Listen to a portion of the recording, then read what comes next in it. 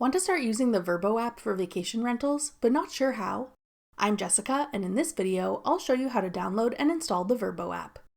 Note that this video will demonstrate on iPhone, but written instructions for both Android and iOS will be listed in the description box. Now let's get started. To download VRBO, first open the App Store. Go to the Search tab.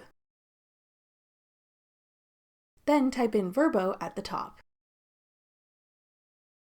Tap VRBO when it appears in the search results. Then tap Get. If prompted, use Touch ID, Face ID, or enter your password to confirm that you want to download the app. Wait for the installation to complete. Then tap Open to start using VRBO. That's all it takes to download VRBO. Want to try out other travel apps? Check out this tutorial next. Click the video on your screen now to watch. Thanks for watching. If you found this video helpful, we'd love it if you'd hit the like button below and subscribe to our channel.